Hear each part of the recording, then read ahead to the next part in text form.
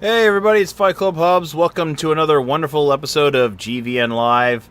I apologize for the long hiatus. Life gets in the way. So, returning with me is Jan and Mark B. Writing. And how's everybody doing in that order? I'm fine. How are you? I am better than last week, that's for sure. That's good to hear. I'm doing actually pretty exciting. There's I got some news yesterday. Bandai Namco announced that they're doing an open beta for ranked matches for Soulcalibur VI this weekend. So I can't wait to him. That's going to be super fun. What platform is that going to be? PS4 and Xbox One are the two versions they're doing the open beta for. I'll have to try that out when I'm not streaming. Which is funny because the PS4 team, the people playing on PS4 can play it for free without having to worry about a PSN subscription. Xbox Live requires Xbox Live Gold. Yeah, I think that's just a framework design. Yeah. Mm-hmm. But, I'm pretty excited for that, so... Speaking of which, we're only, a few weeks away from the release of Soulcalibur VI. I'm kind of excited. It's, been a while since 5 came out. I wasn't very impressed with 5, to be truthfully honest. I played it, I enjoyed it, but 5 was not that good of a game, to be honest. 5 was hot garbage. Comparatively, even to 4, 5 was hot garbage. Mm-hmm. I thought 4 was okay. Mm-hmm. I mean, it was okay, but it was not the best in the series. Wasn't 2, basically. Yeah. Well, I felt like mechanically 4 was on par with 2. It's just that 2 had way more characters that people were interested in, which is fair. I thought that 5 was better than 3, personally. 3 to me is the series' absolute fucking dirt worst low point. Gamer Keith. I fucking hate that game so much. Yeah, 3 was pretty not good either. I think a lot of it was just weird transitioning the brand new characters that they had brought in with 2 to bring along and sort of undersize the cast to bring it to a point where it really brought the roster up, and then they nixed half the characters and brought in a bunch of new stuff and relied heavily on guest characters, and it just wasn't. No, it wasn't worth it. No. I gotta say though, after Tekken 6, is that no real 6 or 7 now? I don't remember. 7. We're on 7 now. After 7, I am only so interested in a new Soulcalibur just because mechanically Tekken 7 is great. It plays smooth. It's a joy to play. But the story mode fucking absolutely put me off of playing that game at all. That's funny. I got halfway through that, and I got halfway through that. I turned that fucking thing off, and I didn't come back to it until Hamish and Nico started playing it on PC, and were like, "Come play it with us." And then it was I play playing it versus. It's fine. Playing it absolutely. And anything other than versus is no, this is the worst entry in the series, bar none. So it's for me, it's. If I knew a lot of people that I was going to play with in Soulcalibur, I would be, excited for it. But I don't. So it's kind of a case where if the single-player stuff is interesting and in-depth, great. If it isn't, then it's just going to sit on my shelf. No. I mean, a lot of what I've seen so far, there's 2 different single-player experiences. There's the arcade-esque style actual story mode, and then there's the Conqueror mode that you actually do with your created character. So we'll see what they decide to do with that. There's a lot to be done in this one compared to what they did with the previous incarnations of the series. So I like the quest mode that they had in the first few Soulcalibur games. That was always fun. Edge Master mode or whatever it was called.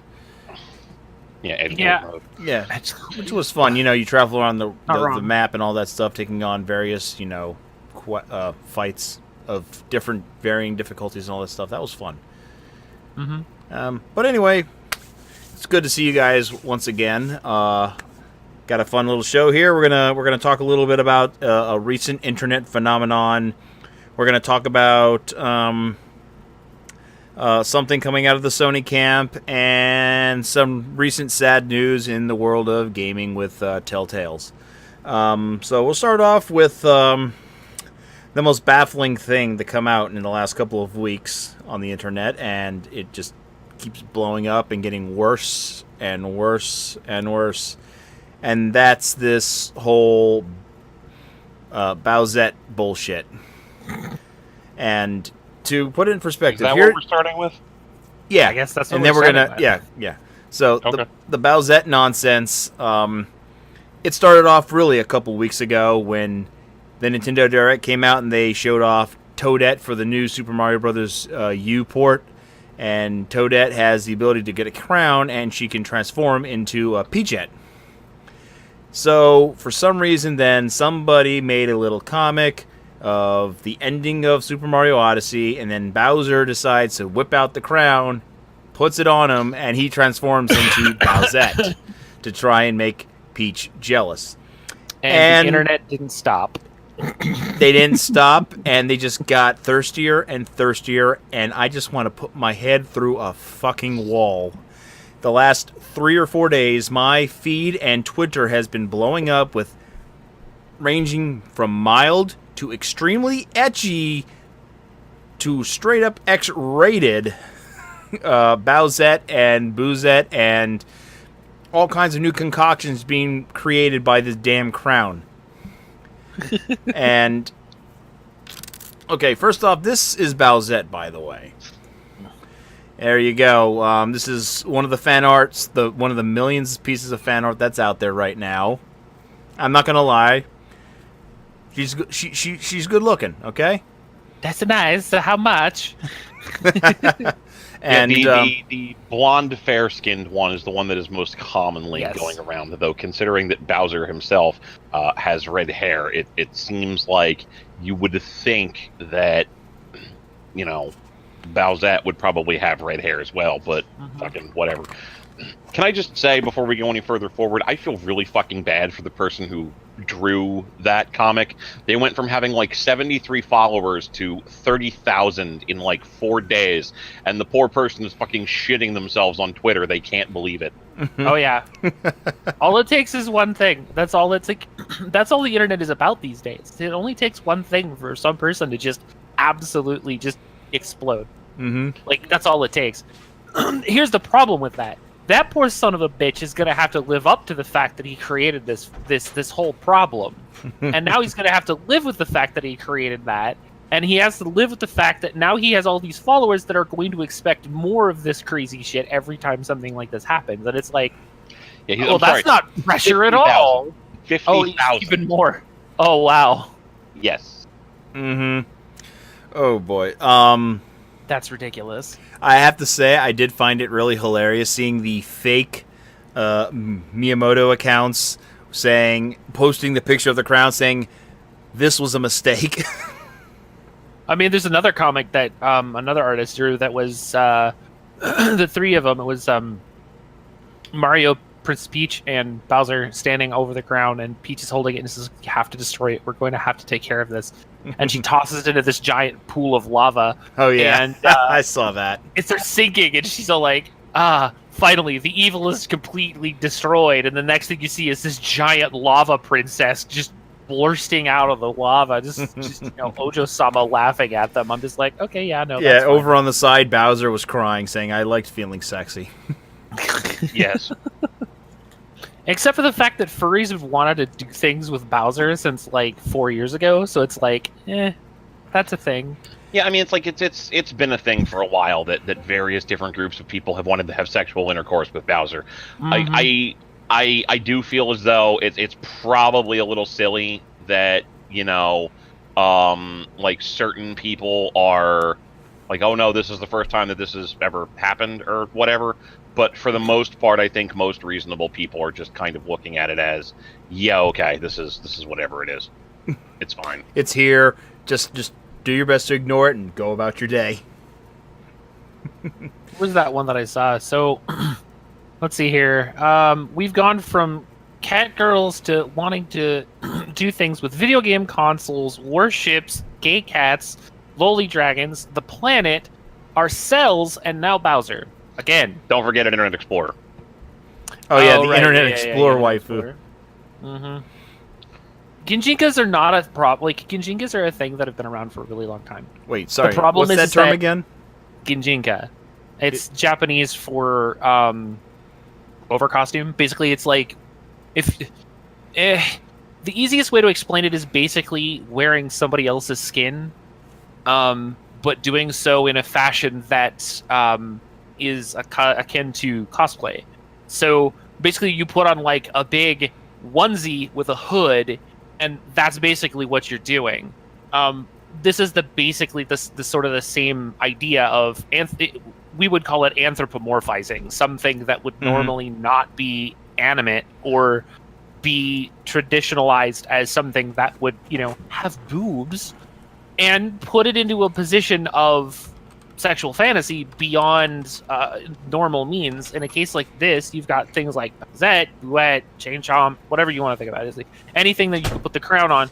Now you've got, comics of people with the crown of Bowsette with another crown that she found at another question mark block, chasing after other random villains. Like, there's this picture that I just saw. It's Bowsette chasing after Frieza, Dr. Robotnik, M. Bison, and Megatron and Thanos, trying to put a freaking crown on them too. Oh, and Darth Vader. I'm just like, really? This is a thing? I mean, it's like, what timeline are we in for this? This is ridiculous. Never will I ever want to have sexual intercourse with fucking Dr. Robotnik.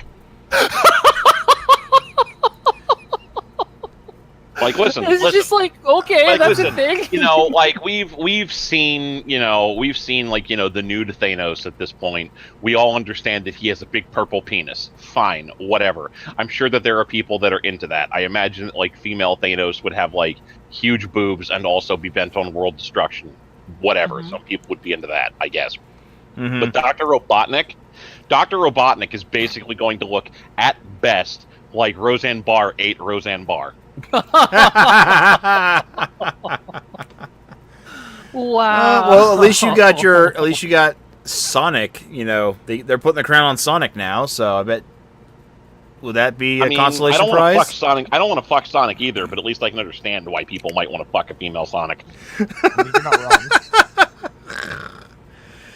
I mean, that's what Amy's for, right? I mean, wait, what? Yeah, but Amy only wants to fuck Sonic. I mean, so basically, basically, Amy is us if we're furries.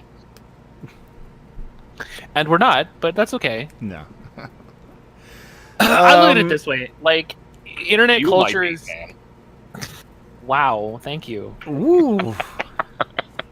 I look at it this way: internet culture is such that Japanese memes like this they grow and they disappear. It's the same thing as the kitty hole lingerie. It's the same thing as the Virgin killer sweater. It'll be around for a month or two, and then all of a sudden, the artists and the mangaka are going to latch onto something completely different.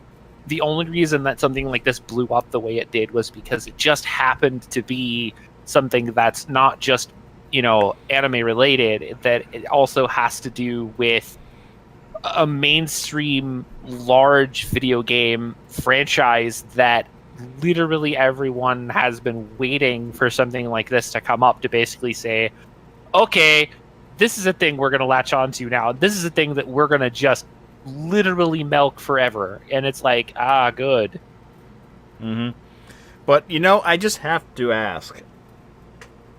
This is probably me thinking too hard on this. Toadette wears the crown. She transforms into Peach. So, girl becomes girl. Or woman. Or whatever. Why do they automatically assume that just by putting the crown on Bowser, it suddenly becomes a gender swap? They're assuming that it just turns people into Princess Peach. I mean, I would have a better... There's Wendy Koopa, the only female Koopa that we know of right now. If she were to wear the crown, I can see her transforming into Bowsette, That would make more sense to me. This is me thinking a little too much on, like, how does this stupid magic work with this crown? If you're really going to overthink it, we've only seen the one power up function that works at this point. So we have no idea what the actual crown does to other characters. I mean, if we see a picture where it turns, like, you know, Luigi into Princess Peach, then we know. If it makes Luigi, like, I don't know, a female Luigi, or like Waluigi or something, you know, like then there will be more questions. But it's the only way to get him to smash. Yeah, basically. We still need to figure out like how that power up works. The one thing that I think is probably going to be like the most depressing about all of this, and Sterling posted about this, so this is not an original thought, but like I came to this conclusion independently, is that this is going to be cute and funny and whatnot until this character doesn't appear in the next Mario game, and then the internet is going to be a bunch of dickholes to Nintendo about it. Can I be honest? I don't think really anything's going to come of this, even if we know it's not. Well, even if the character doesn't appear in a future game, because Nintendo knows it's out there, but they don't give a crap. It's just like when Omelette was created. I agree. Just like last year with Sega, when Sonic Mania came out and people created Omelette. So that's the thing, though. We already need... So the issue here isn't so much that that the idea of having Bowsette in another Mario franchise game is going to be a problem. It's more along the lines of we should be worried about that happening because Sakurai's a fucking troll, and he's the kind of guy that would do something like that. I mean, if he puts her into a game, fine. I am 100% okay with him doing that. I don't fucking care. I'm more concerned about the fan base being assholes when it doesn't happen. Oh, because, exactly. let's be clear, we've seen them do that to Nintendo as well as to other companies. Our fan idea is great. Why didn't you put it into this game? And it's because you guys don't understand how fucking copyright works. Exactly. They can't just take an idea from the internet and put it into their game because whoever created it can fucking sue.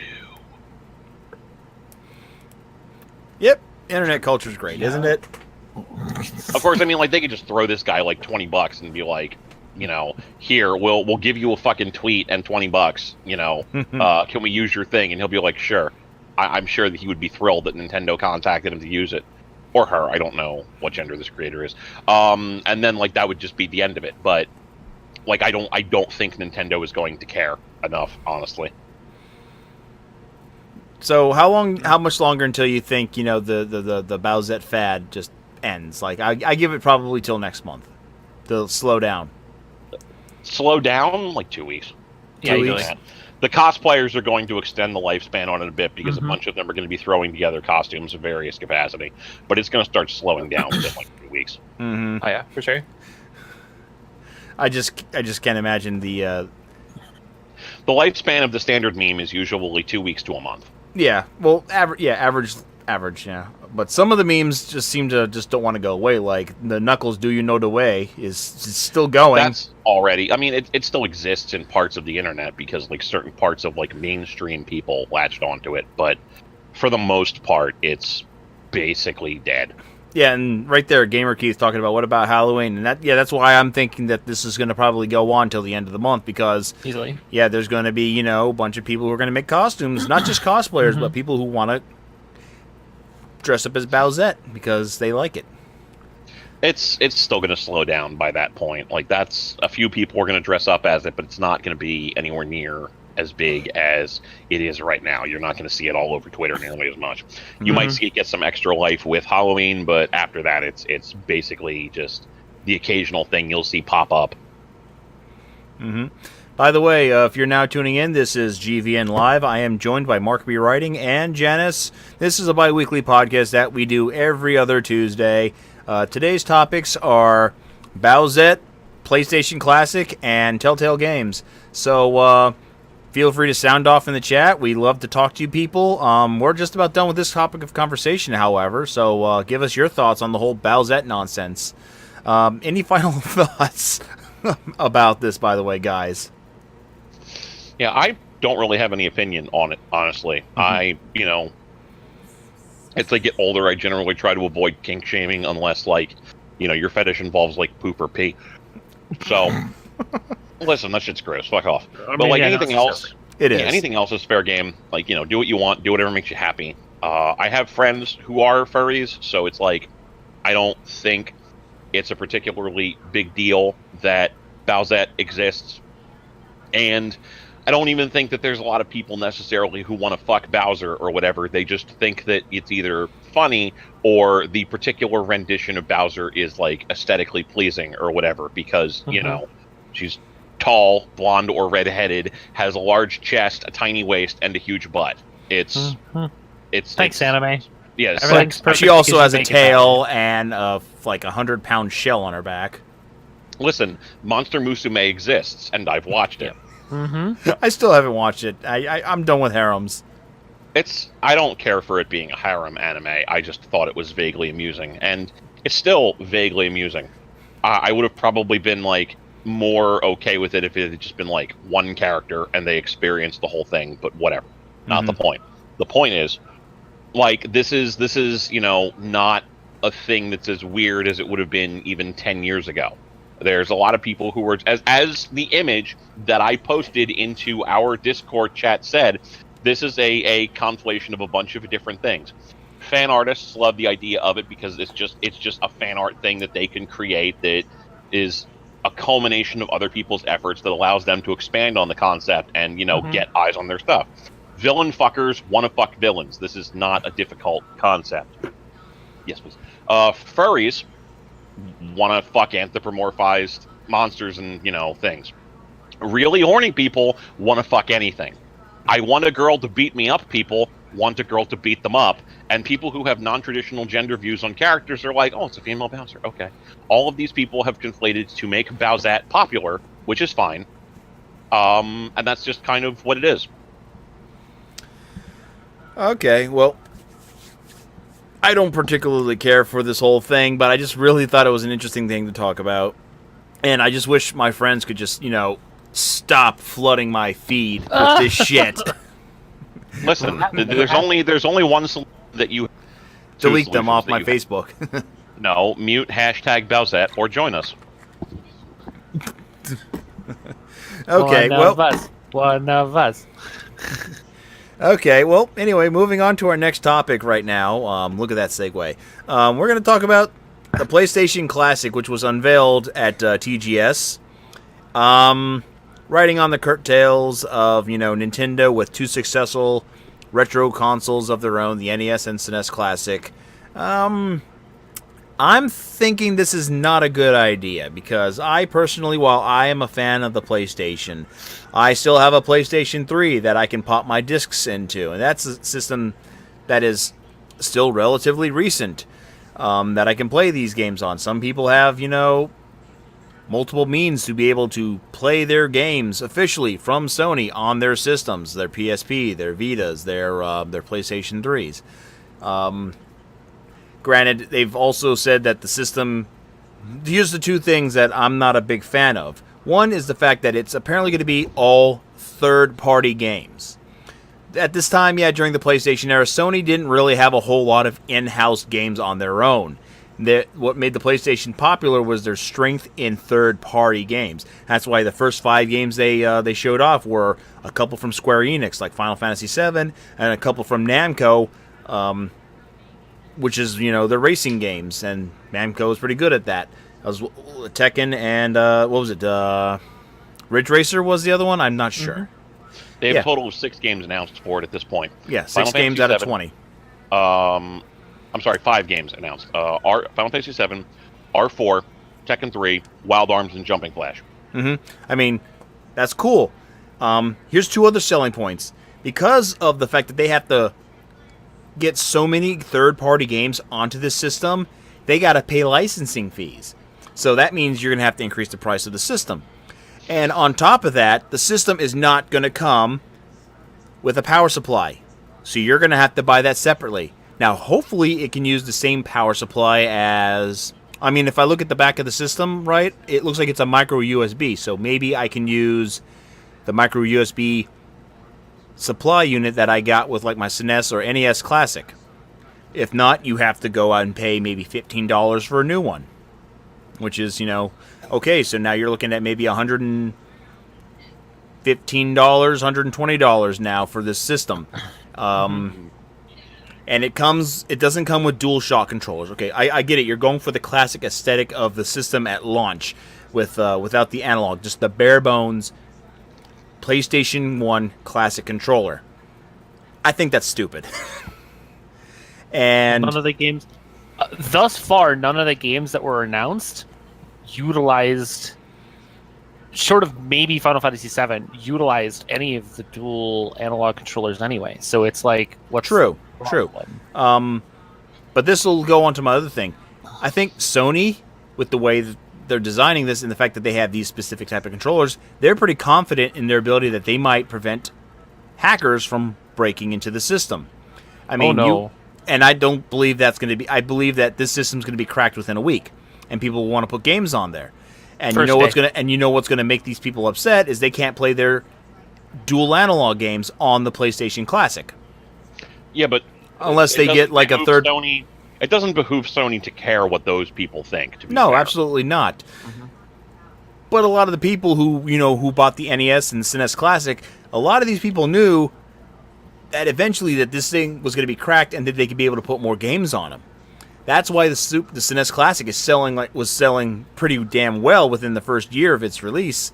Was people were like, hey, I can get this and fuck the virtual console. I can put 100, 200, the entire SNES library on this damn thing, give or take a couple games that you can't play on it because of special ROM chipsets and stuff like that, like the SFX chip and all that. Mm-hmm. But with the PlayStation Classic, I'm curious about the specs of this thing. Like, what is the size of the hard drive? Because that'll determine how much or how many games you can put on there. Because, again, with the size of a PlayStation game, you're going to be anywhere between at least 300 megabytes to maybe 1.5 gigs, depending on how many discs the game was. I think you're underestimating the size of most of the games, especially in the early goings. Well, Final Fantasy VII, I mean, Final Fantasy VII with 3 so Final Fantasy VII at 3 discs with none of the junk data was 6 gigs. So no. These games are much larger than you give them credit for. Remember, just because they used a different laser technology does not mean that these are still just CDs. These are very high-density CDs, but they are still CDs. This is a different technology. An eBoot is a much larger file that can range anywhere between 1 gig to 12 gigs, depending on how many discs. And if we're talking something like maybe Riven, which was 6 discs, that's a massive game, especially for early going-ons for PlayStation. What game? So, Riven. Riven is the sequel to Myst. Okay. The sequel to Myst. So games like that, especially earlier on, they were very large because they took up more space on the disc because they didn't have the optimization technology they have now. Even then, even towards the end of the PlayStation 1's life cycle going into PlayStation 2, some of those games were still cracking 3 to 5 gigs a piece, even on a single disc. So, size of flash media inside of that sort of a device is the only thing that's the reason why they're coming out with only 20 games on this, because I think they're utilizing, at least 60, maybe 70% of what's actually available on that drive, and then they're using the rest of it specifically for OS, because they're sticking a BIOS. They're not going to be using a hard encoded BIOS. They're going to be using a software BIOS on this. And I think that's going to be something that's going to be interesting to see what people are going to try to do with it. Because if they figure out how to get into that and they figure out how to crack that open, they're going to be able to modify that BIOS to the later PlayStation BIOSes that were associated with emulation, even now, that you'll have the ability to just crack that sucker open, and then all of a sudden you've got support for dual analog controllers, you've got high-end late-game, PlayStation support, even the possibility of being able to stake out one controller slot is for the controller, the second controller slot is for an external CD drive that allows you to actually run any PlayStation game you own physically, or even get an emulated eBoot copy and put it on a disc for yourself. Mm-hmm. I mean, in a case like this, we're running into a modder's wet dream, because everything on this console is micro USB. So there's zero reason for anybody to not have this cracked within the first 24 to 48 hours, easily. And a lot of it has to do with the fact that that's just how it was built. So it's a matter at this point, not so much of I can get it on PS4. That's great. There's only two ways to get these games on PS4. You either have the ability to get the classics, which there aren't that many anymore, or you spend an extra $20 a month and you get PlayStation Now. And then you just stream all the games that are available through Now. And I think that this is something that is going to either make or break the idea of what PlayStation Now has basically been up to this point. I think it's undermining the concept of we want one system with all of the all of Sony's library available to you, regardless of how you're paying for it.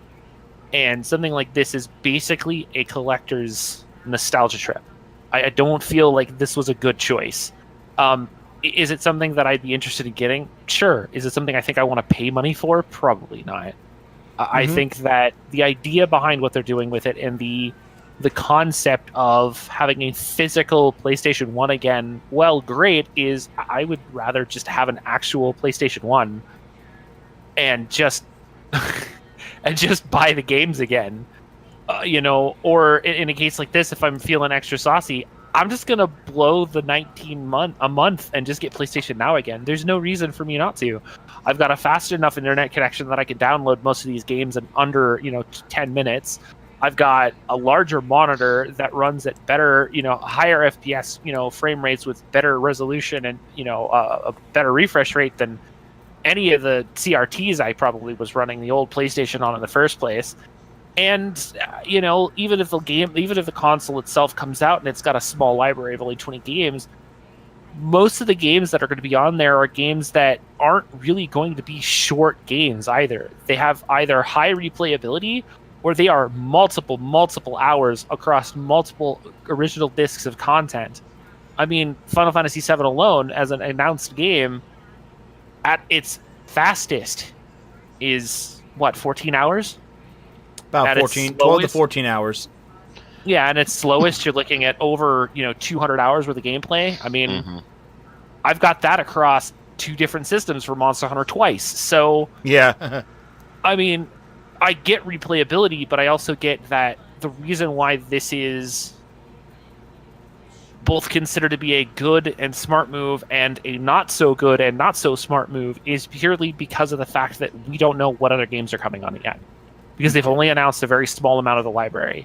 And until we know exactly what's going to be on there, even if we knew how many games were which games were actually going to be on this console, we might know maybe a little bit better now exactly how much storage space is actually going to be in this device to figure out exactly what we could do with it. But in the back end, I don't know that we're going to try to end up making it so that we e-boot directly from the device.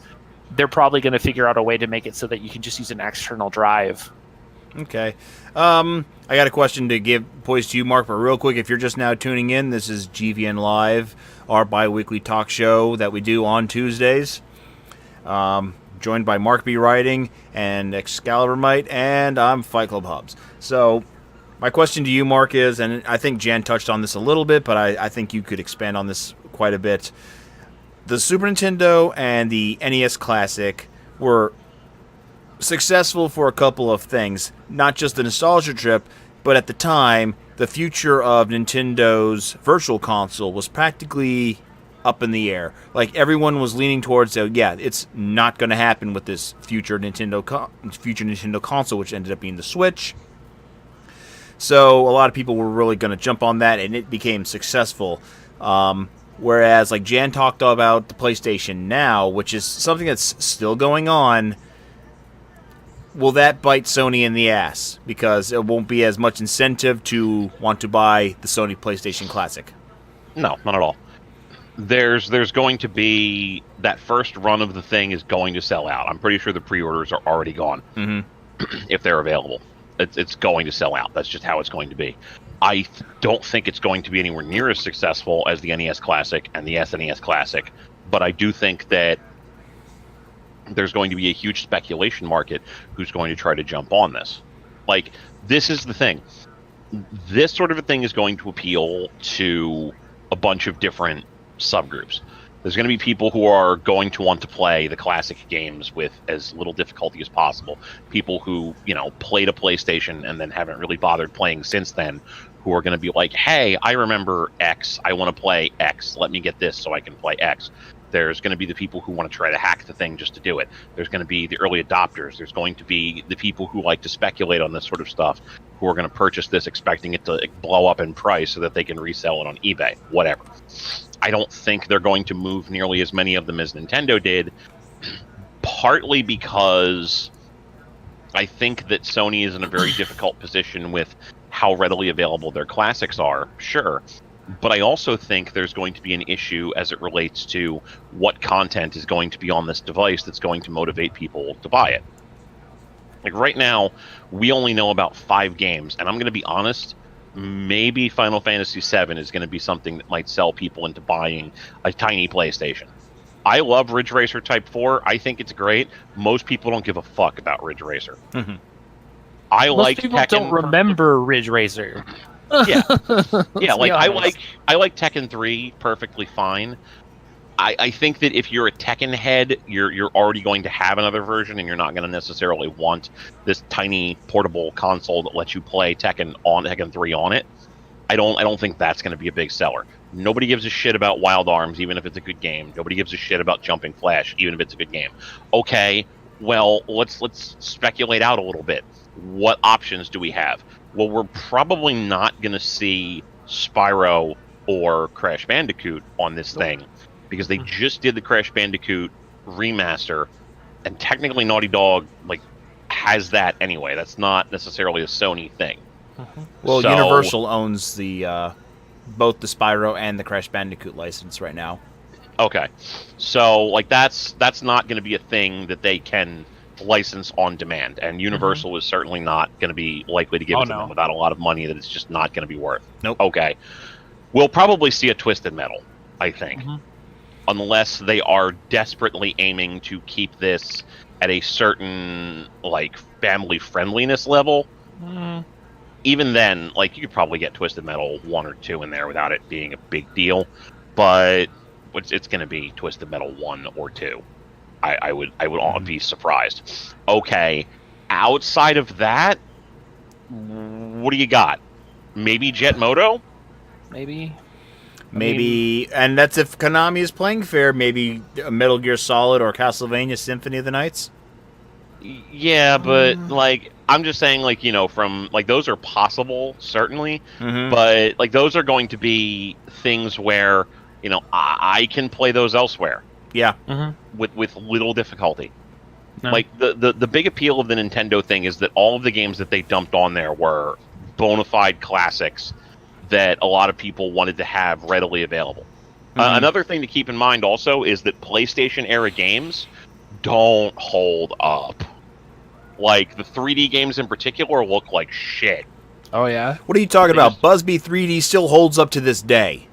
Oh shit. I mean, Bubsy 3D was always fucking ugly, so yes, in a manner of speaking, you are correct. But Final Fantasy VII is the prettiest game that they've got outside of maybe 8 and 9, and it still looks like shit. Yeah. You're just most of the stuff that you're going to see in there is just going to be fucking ugly. I could probably see Sony, putting a Jet Moto, a Twisted Metal, maybe one of the Hot Shots Golfs on there, and then they're going to have to go to third parties for the rest of it. That's another thing. The fact that this doesn't have DualShock support pretty much immediately cuts the support limit at $19.99. They can put some games on there, but a lot of games were designed with optimized DualShock stuff in place that's going to make these games not fun to play for people who remember DualShock.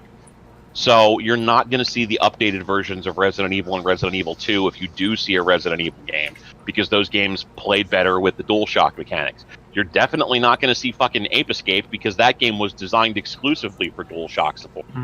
There's a lot of games that you're just not gonna see at all, and they are definitively limiting their ability to put stuff onto this by not incorporating DualShock functionality. Not a lot, but certainly enough. Yeah. I could maybe also see them dumping a siphon filter on here, I guess, but nobody fucking remembers that. That's not gonna move. That's not gonna move. right? Yeah. We might see, like, I'm trying to look at some of the other games that we could also see on here. Like, there's a good possibility that we could see things like Final Fantasy Tactics. We could see Legend of Dragoon, but that was 99, and I think that used the DualShock. Yeah. Xenogears, if we're lucky, Siphon Filter was 99. I think it used DualShock also. I don't remember. We might see some, some of the earliest of, like, first-person shooters, like, Disruptor or Power Slave, games that didn't use the analog sticks. Before the analog sticks came in, maybe games like weird games like Spider, or maybe the PlayStation port of Command & Conquer. Okay, that's a fever dream right there. Fever and For nightmare. you. Like. Look, if I'm going to play Command & Conquer, I'm going to play it on PC. Well, of course, but... Einhander would be fucking great. See, if they put Einhander on there, I'd be all about it. Because I miss that game, and there's no way that you could find any amount of copies of that game, like physical disc copies of that game, for less than $100 right now. And it's fucking insane. And that was probably one of the best chums of its era. Honestly, if they're gonna get a low tier Square game, it's not gonna be Einhander, it's not gonna be Air Guys, it's gonna be fucking Bushido Blade. Bushido Blade, or maybe Brave Fencer Musashi. Yeah, Brave Fencer. You shut your fucking whore mouth about Brave Fencer Musashi. I will kill you. Hey, I love that game. I fucking hate that game. That game is fucking terrible. You're fucking terrible. Look, I'm sorry you like bad things. Hey, maybe next time I hope your cat smothers you in your sleep. Talk to me. Wow. So speaking of absolutely terrible fucking things that happened recently, let's talk about TellTale. Okay, Jen, I thought shall... you said we were going to talk about absolutely terrible things that happened. Oh, wow. See, I don't know. Listen, I'll agree, it's absolutely terrible that 250 people lost their jobs. Oh, yeah. I know you're not a fan, Mark. It's not a question of I'm not a fan, it's a question of I'm not fucking surprised. I mean, they have made a lot of bad decisions in the last several years. Not to mention, some of the games they've been releasing have not really been up to snuff with some of their high-quality games that they've put out, which is two series. If you're going to miss their game, that's fine. So, but I've already played their game once. I didn't need to buy it 30 more times. Right? Yeah. I look at it this way. So, the baseline is beginning of the week, end of last week, going into the weekend, a bunch of people got notice. All of a sudden, all of these news sites started exploding about TellTale Games is closing, TellTale Games is closing, and everyone's like, "What? No, that's a lie." We get these big things. Baseline, the original story. So TellTale is closing down most of its game development studios. In fact, all of its game development has been completely shut down at this point. The employees started posting on social media that they're no longer employed with the company. An anonymous source familiar with the situation told US Gamer, who's where I originally found a lot of this, that TellTale's closure was complete. Like, it was basically done at that point. They had already started laying people back off in 2017. There was about 90 or so that got laid off in the original restructuring following years of mismanagement. There was a bunch of bullshit that was going on inside the company where people were just like, this is a bad place to work. The environment is terrible. Everything's kind of just not going the way it was supposed to. At which point we started getting major updates as the day progressed. The big one was, so that Friday afternoon, this is an actual tweet directly from somebody that was inside the company. Friday afternoon, the company held a meeting to tell all but 24 of its employees that they were being let go effective immediately, and that they were issued paper paychecks for the compensation through that Friday, and told they had to vacate the building in 30 minutes. Their email was completely shut down already, and employees were given no severance, and their healthcare runs out at the end of September. And they were told flat out that if everyone that was in attendance was encouraged to apply for unemployment by the end of that day. Now we have another tweet that came out just yesterday from TellTale directly, saying, "Hi everyone, we have a Walking Dead update for you. Multiple potential partners have stepped forward to express interest in helping to see the final season through to completion. Because as of right now, the second chapter that's supposed to be coming out next week was it. they were setting that second chapter to be the end of the final season of the Walking Dead TellTale game. However, they are basically like, there are still 2 more episodes that were supposed to be completed, but because of the closure, they weren't going to be able to. So now they're saying that they are going to be talking, they said, while we can't make any promises today, we're actively working towards a solution that will allow episodes 3 and 4 to be completed and released in some form. In the meantime, episode 2 will release, actually, it looks like they just released it today, across all platforms as planned. We hope to have answers for your other questions soon. So it's interesting because as of right now, the only information that we know about is what's actually going on inside TellTale is that there is a small skeleton crew of 25 individuals who are currently left in the building, still working, but they are currently working on the Minecraft story mode project for Netflix, not Walking Dead.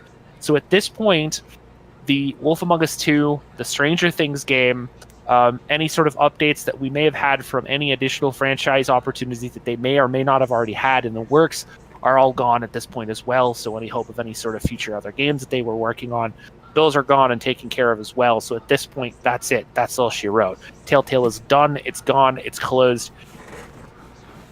My only issue with this is that it's not so much about the loss of the games, which is a travesty because I love their engine and I think the ideas of what they were doing with bringing back the the point and click adventure genre was fantastic. It kind of ruins any possible hope of seeing them getting a chance to actually talk with Disney about the franchises that I was really hoping they were going to work on. But that's how that goes, I guess. You don't get those games now. Mm-hmm. I mean, like, we're not going to see another Monkey Island anytime soon, that's for sure. But I think the travesty out of all of this isn't so much the loss of the games, so much as it's how absolutely devastatingly terrible TellTale themselves, the actual company, treated their employees on their final day. It was a Friday. These people were going home. These people were, they were getting ready for a weekend and then coming back. There were people who were planning to work that weekend because they knew things weren't going to be finished for certain parts of it because they were worrying about a lot of this. And yeah, I mean, Spencer's got it right.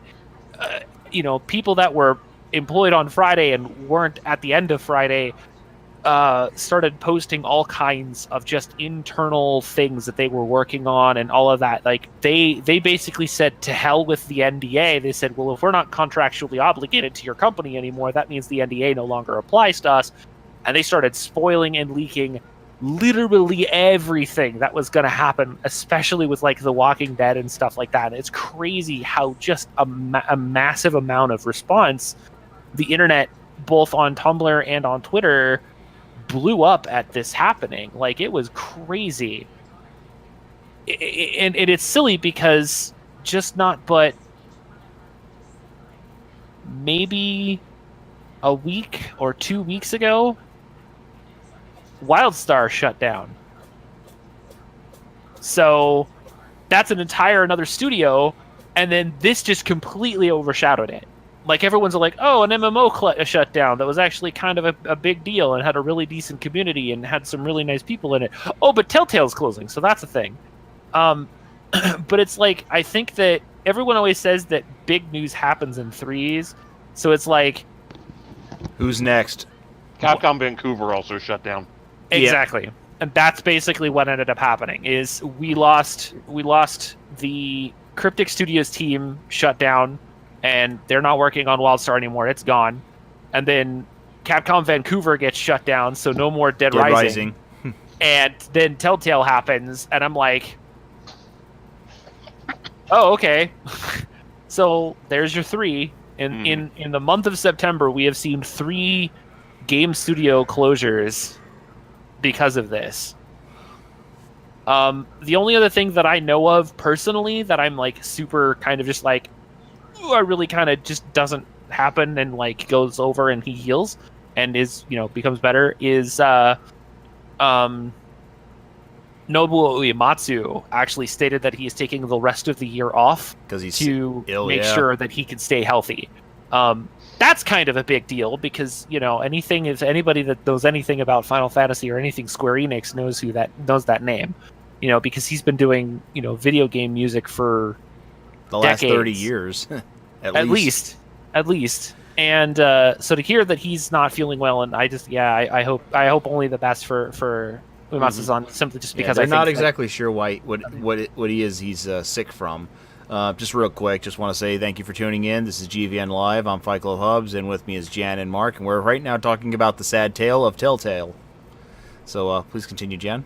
So I think a lot of it really boils down to, like, TellTale has good franchises. It has a good following, but it doesn't have a good internal structure anymore. It's like, I could walk around in a really built body, but if all I eat is Big Macs and chocolate shakes, the rest of my inside isn't going to work very well. And that's exactly what ended up happening with TellTale, is that everything on the inside was just messed up and nothing was working good. And everything kind of came to a head last week on Friday, and it just kind of shit the bed, and that was it. So I don't know. To me, a lot of this is just like, it's crazy because you don't think that somebody who's making games that's popular is just gonna, that's it, we're done, it's over, everything's shut down. And it's like, what? Well, you can say the same could be said about a company like Sega, for instance. They're a console maker. You wouldn't think a console maker would just suddenly stop and, after, making 3 or 4 consoles, oh no, they're going to back out. But you could see all the things that was going wrong with them that led them to that decision. You can also, the same thing could apply to TellTale. As a game maker, they came in, they had a great formula, a great system, and a great engine for their games, releasing everything episodically, great storytelling for the majority of, for the few of their games, and it hooked people on. But then, with the popularity and all that stuff, innovation that they were doing, they rapidly expanded, made their mistakes, kept making mistakes, make more mistakes, and the writing was literally on the wall right there for them. Well, here's the part where I did way more research than a reasonable person would do into this thing, because I was just deeply curious as to how the whole situation went down and how it became everything that it became. So, first thing that's worth noting is Joe Parlock on Twitter had extensive conversation with a source inside of TellTale. And, hold on a second. Excuse me. I'm dying over here. Don't do that. Don't do that. It's your turn to talk. Breathing is not optional. Just something went down the wrong pipe right when I started. It's terrible. Take your time, man. We don't want you dying listening to your last breath on a podcast. Yeah, I don't want to die doing this podcast either. That sounded way meaner than I intended. I apologize. You meant it. Don't lie. I mean, I did, but I didn't mean it to be as mean as that. Yes, you did. No, I didn't. All right, so apparently TellTale was originally possibly going to go out as early as spring of this year, because the original deal that they had with Netflix fell apart. I don't know what's ultimately going on with it at this point, but there had been a big to-do about doing something with Netflix that they had been, everything crapped out on. Netflix, mind you, is still pursuing the probability of doing a Stranger Things video game. They just don't know how that's going to happen at this point, but they really want to do something like a TellTale type game. The publishing arm of TellTale is dead as well, which, any games that they had been putting out onto the PC or whatever are essentially just done with at this point. So, they had been working on publishing a game called Stranded Deep, so that's not going to be published by them. It's going to be published probably. Somebody will probably pick it up. Meanwhile, the game that they did publish, 7 Days to Die, we have no idea what's going on with that at this point. It will probably still continue to exist on PC, and I would imagine that if the person or people who developed it, since I recall correctly, it's basically just a fucking Arma mod. the people who developed that will still probably just keep it up on their own, but I don't know what's going to happen if that's going to go to somebody else or what have you. We'll see what happens there. Mm-hmm. Okay, so the most interesting thing to come out of that. Let's put a dividing line here, okay, between pre The Walking Dead and post The Walking Dead. Pre The Walking Dead, the company had been predominantly financially successful, doing third-party games for other companies. If you'd ever seen any of those goofy CSI games from Ubisoft, they made all of those. They also did the Back to the Future games and the the Sam and Max game, which is the one that actually got my attention. Looking at them. Yes, exactly. For sure. And then The Walking Dead happened, and they became uber successful. Without looking, take a guess. How many games outside of the first season of The Walking Dead do you think were actually financially successful for them? Wolf Among Us. Just how many? Oh, that's the only one I can think of. Wolf Among Us. Just that one. Robert? I don't think any of them have been successful.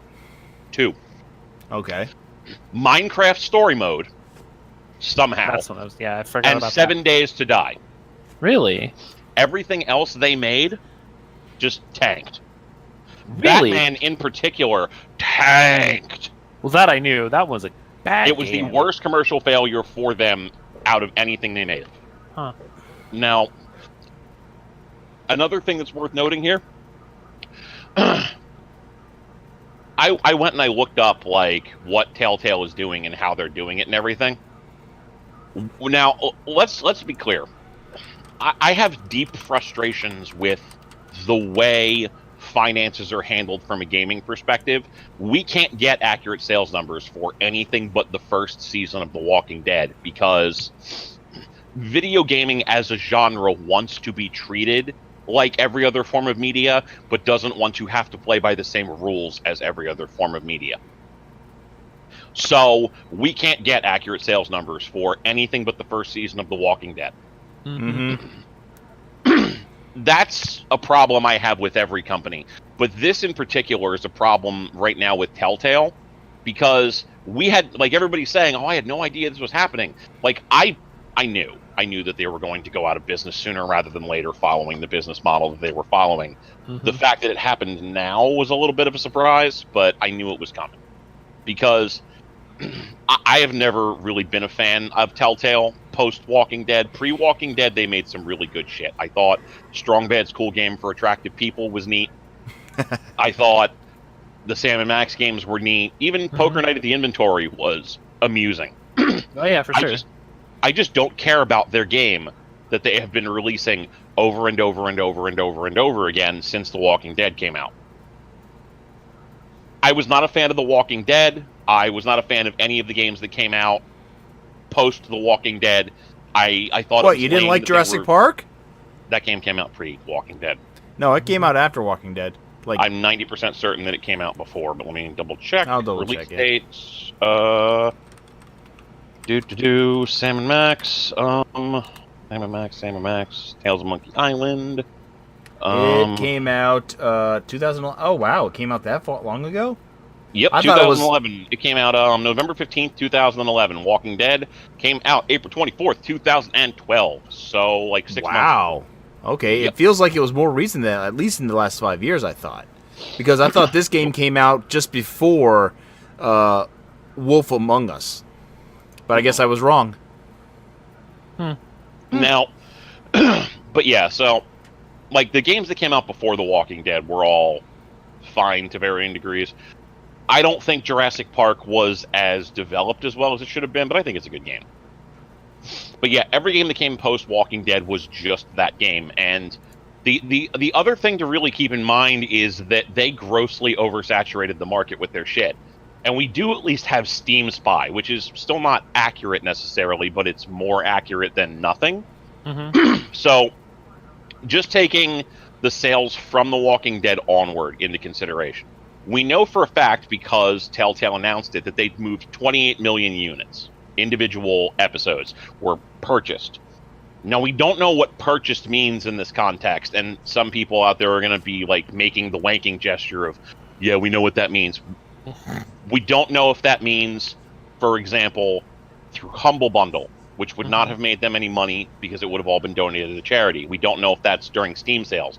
We don't know if that was from Xbox Live Arcade, because they were giving that game away for a month, but you have to do a point of purchase transaction for no dollars. Yeah, 0 dimes to purchase it if it's on gold. So let's say they made somewhere in the neighborhood of half the asking price per episode. Okay, so $2.50, because each episode was $5, times 28 million. That comes out to a net profit, or a gross profit, of about $70 million for them. Times 0.75, we're going to assume every retailer takes a quarter of the money up front. $52 million. That was a profit for them across all platforms. The very next game that they did was The Wolf Among Us. We know it moved between 1 and 2 million units according to Steam Spy's logic, so we could probably have that.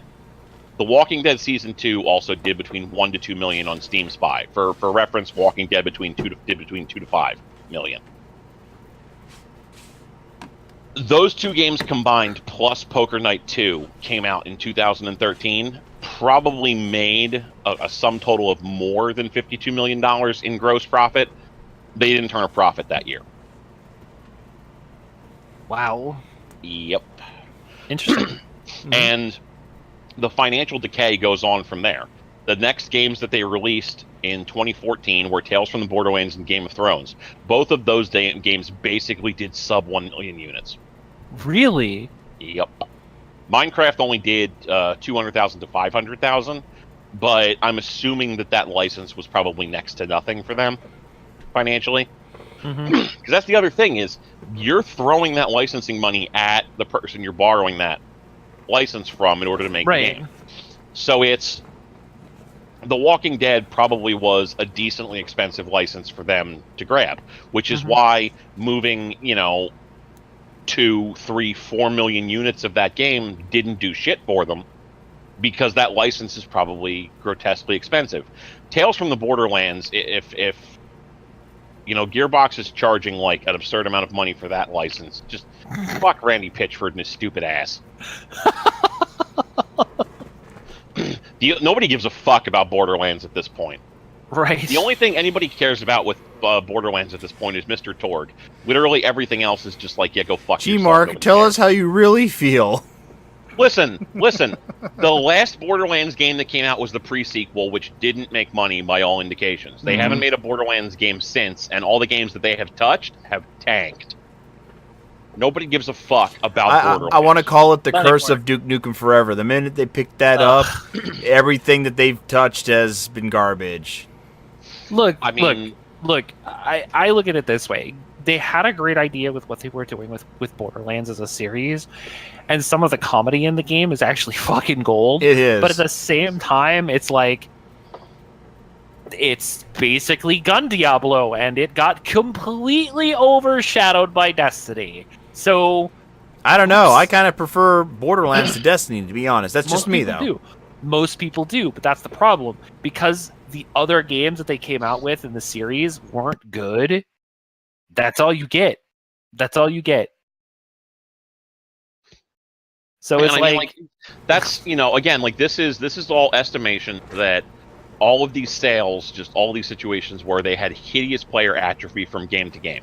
Now, it's very possible that they didn't, and like the player atrophy was post Game of Thrones, because that game turned off a lot of fucking people. Oh my god. But it's also very possible that they just deeply mismanaged everything that they did with their licenses. Because, I mean, we also have to keep in mind that, again, Batman was a huge money loser for them. Like, how much money did they pay to get Warner Brothers to give them Batman? Now, granted, that game, the first season only did sub 500,000 units on PC.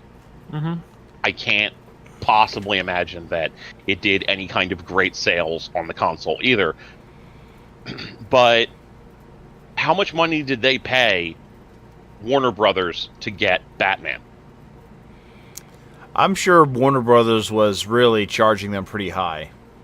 Yeah, I'm sure Warner Brothers charged them out the nose. When they did Guardians of the Galaxy, I'm sure Disney charged them out the nose. Mm-hmm. And again, with Walking Dead, I'm sure that they were being charged out the nose for each renegotiated game because the first game made shitloads of money.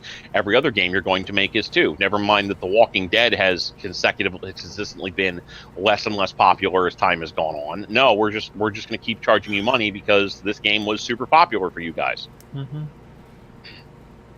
If there had been any type of public information available about this, we would have known that this was coming sooner rather than later.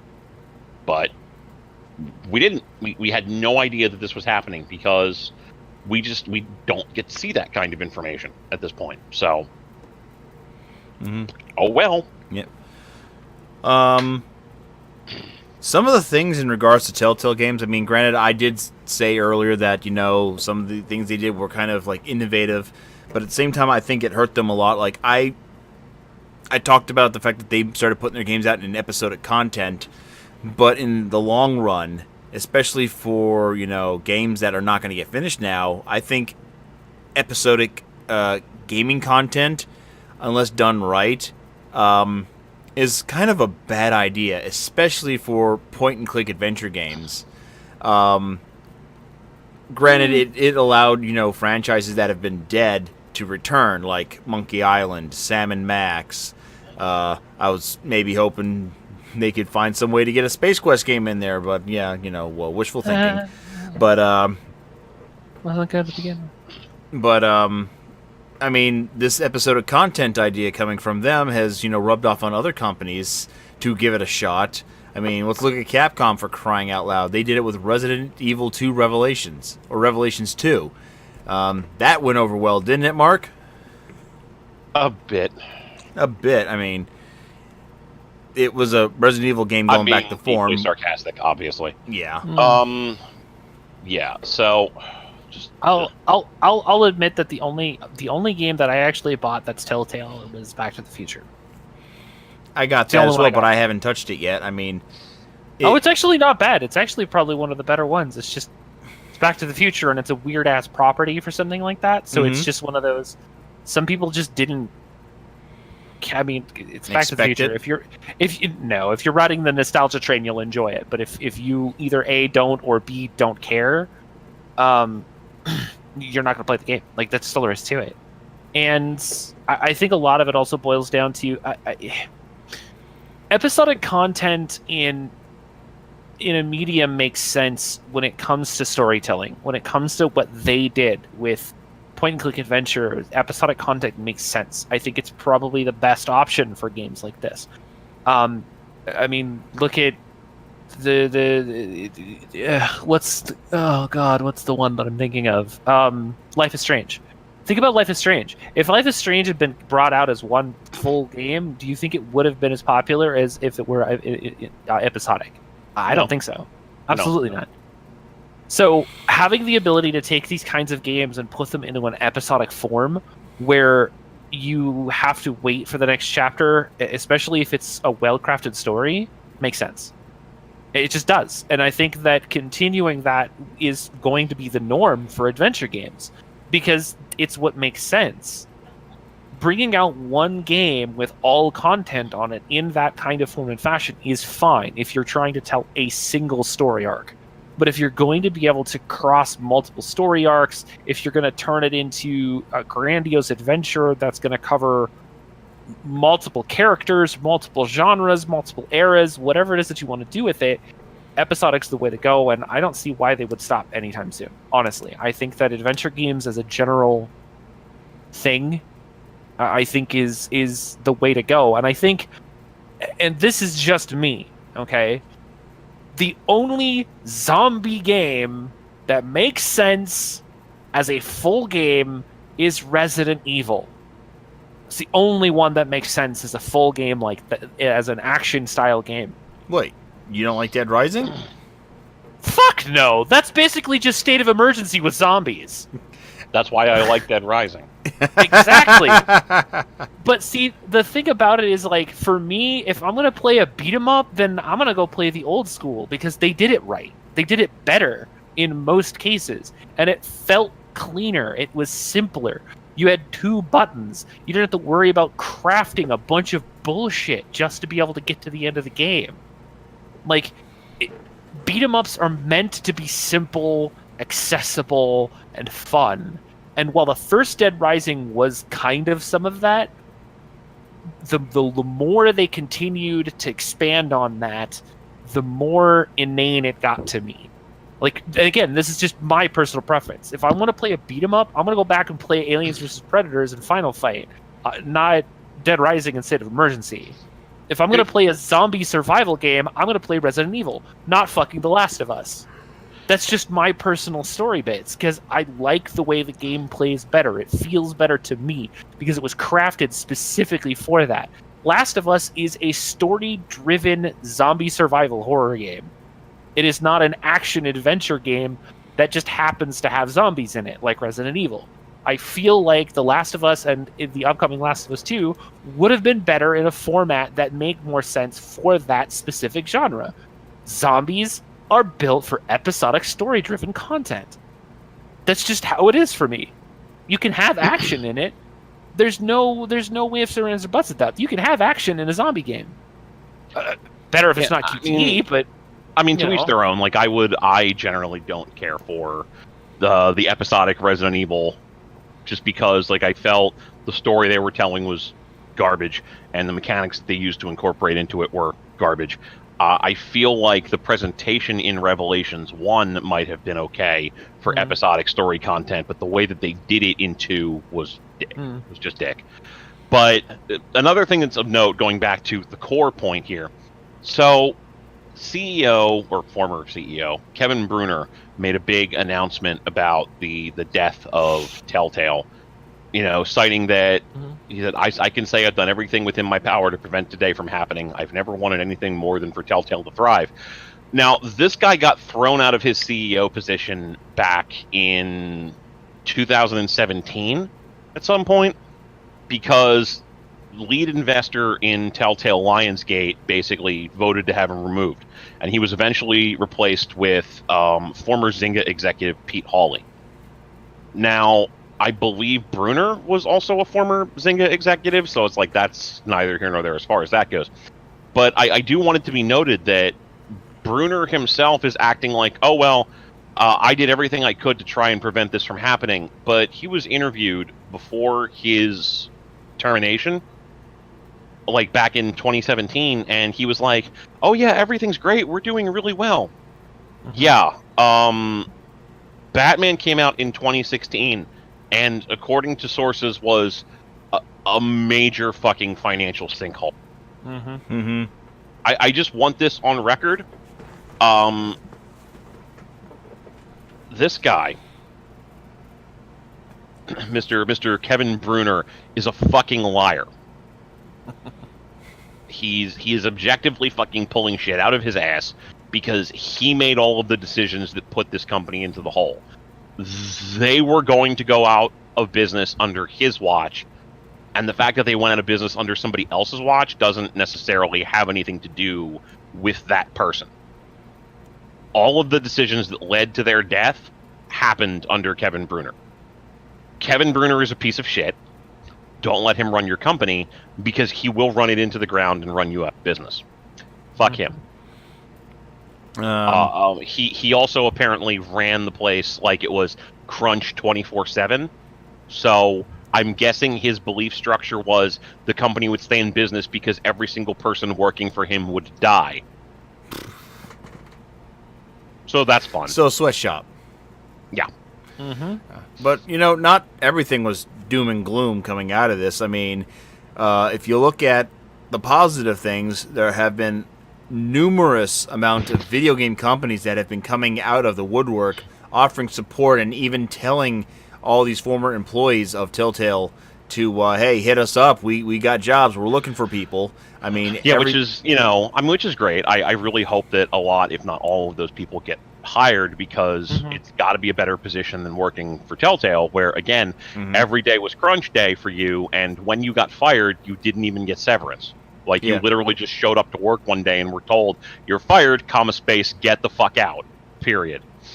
It's also just everything surrounding TellTale, even beyond this, is disgusting because they've been talking about how people have been reaching out to them independently to get funding together to complete The Walking Dead, and most people have acknowledged, they're probably not going to hire back any of the people that they laid off. It's just going to be third parties developing this shit, and it's okay, so you're going to get this game developed by scabs.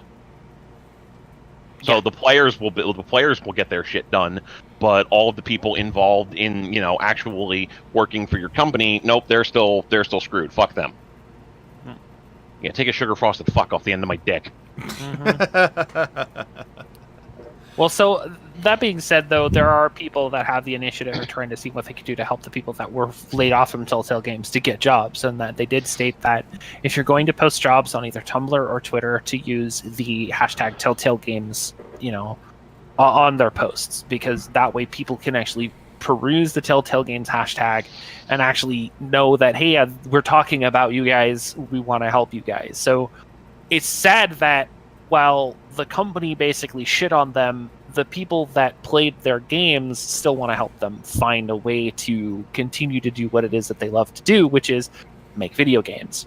So yeah, they got a really, really strong fan base, a very loyal fan base that wants to, even though they're no longer a company, they want to see these people who've made these products that they've all loved to, go off onto better things now. Yeah. Yeah. And at the end of the day, for me, like that's sort of like where my thought process on it ends, really, is I legitimately hope that all of the people who were involved in making these games get better jobs and that actually pay them money and give them time off and let them, live. Because for me personally, it's just very frustrating that a lot of people, not nearly all of them, obviously, but a lot of people are looking at it as, what about the customers who, got screwed out of it, which sucks. Oh, well, the developers should finish the game for free if they love it so much, which go fuck yourself. But for me, at the end of the day, like, the big point of frustration is just people are like, oh, well, it's a sad day that we lost TellTale. No, it fucking isn't. It absolutely fucking is not. And that at the beginning and the end of it all is the last thing I have to say on it personally. It sucks that 250 people lost their jobs. It sucks that a particular franchise of games that people like will no longer be developed anymore. And it sucks that, a lot of great people got hurt in this process. But TellTale specifically was a shitty company run by an egomaniac that drove its fucking people into the goddamn ground and basically ran its entire business model off of investor capital.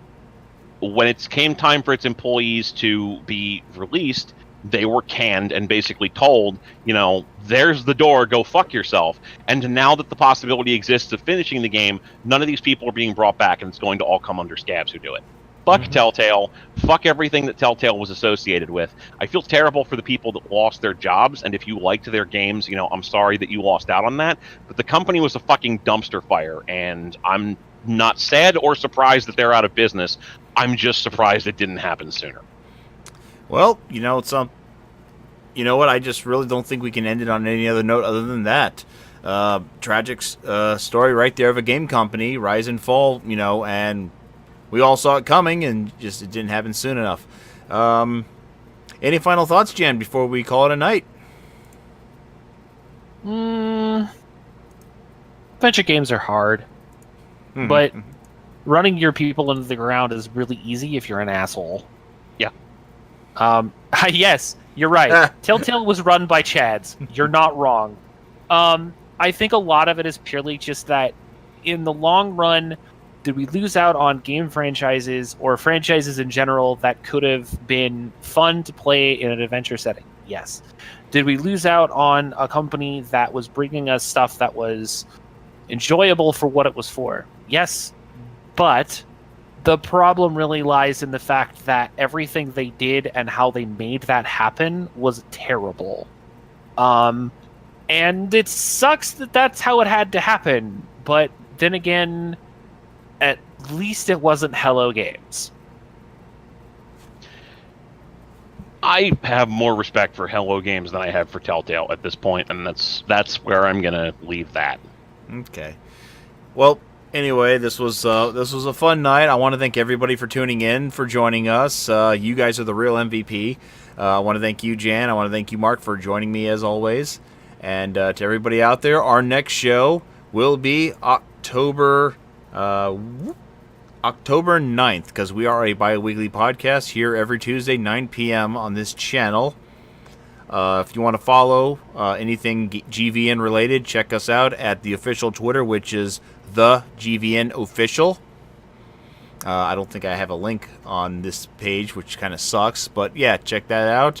Right here, you can also follow all our individual Twitter accounts that you can see right here, and you can also write that, type that in as our Twitch channels as well to follow us. Mark, anything going on this weekend for you?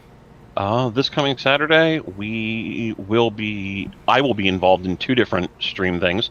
The first is starting at, I believe, either 9 a.m. or 10 a.m. or 11 a.m., I'm not sure, Eastern Standard Time. MPI, Mr. Pure Instinct, Spencer, will be running a 12-hour live stream to celebrate the fact that he officially got over 100 subscribers this month. Yay! I will Congrats, be Spencer. helping to work as a moderator for that.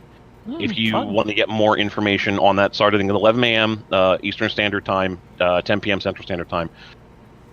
So I will be running as a moderator for that for most of the day, up until about 8 p.m. Eastern Standard Time, at which point I will be running my own board gaming live stream starting from 8 p.m. Eastern Standard Time until whenever the hell we finish playing. I don't know what we're playing yet, but if you want to watch dumb people play board games, that would be the place to do it. Mm-hmm. So if you want to check out MPI's stuff starting from 11 a.m., go to twitch.tv/Mr. Pure Instinct. I would recommend you go there anyway because he streams basically all the time and he's awesome. And if you want to check out the board game stream, you can check it out at twitch.tv/MarkBWriting, which will be, again, 8 p.m. Eastern Standard Time, Saturday. All right, Jan, anything you got to plug? I'm sticking to a base schedule. I'm generally doing Monday, Wednesday, Friday, Saturday right now. I'm trying to do them as late as possible just because, especially on the weekends, just because I don't try to overlap on stuff, and I'm pretty much just doing a lot of variety stuff. However, this weekend is a little different. I'm actually I just hit 100 followers yesterday. No, Sunday. So I hit 100 followers on Sunday, so that was kind of a big deal. And then with the announcement of the Soulcalibur thing, the open beta for ranked, I'm pretty sure that's probably what I'm going to be doing pretty much all Friday and Saturday is just Soulcalibur, mostly just because that's kind of like my bread and butter. That's what really got me into fighting games in the first place. So the fact that they're doing an open beta for it and they announced it like a week before it happens is that's kind of a big deal for me. So outside of that, not really a whole lot going on, but yeah, I mean, pretty much just Soulcalibur all weekend, I think, is kind of what I'm going for. Okay, for me, I don't really have a set schedule now because Game Jam and 3 Vets and a Noob are on hiatus. In fact, 3 Vets and a Noob is on hiatus until November, which because 2 of our people are not going to be around quite often, and we have just started our adventures in Fantasy Star Online 2, which has been really fun. To end the night, I just want to say, hey, everybody, if you liked what we did here, please like and subscribe. Well, not subscribe, but just follow us. We appreciate the support, and we're going to raid somebody. Let's see here. This is, we're going to go to Mr. James Fink's website, The On Blast Show. I don't know what the topic is right now, but we're going to check that out. Whoop. So I want to thank everybody for tuning in, and you all have yourself a good night.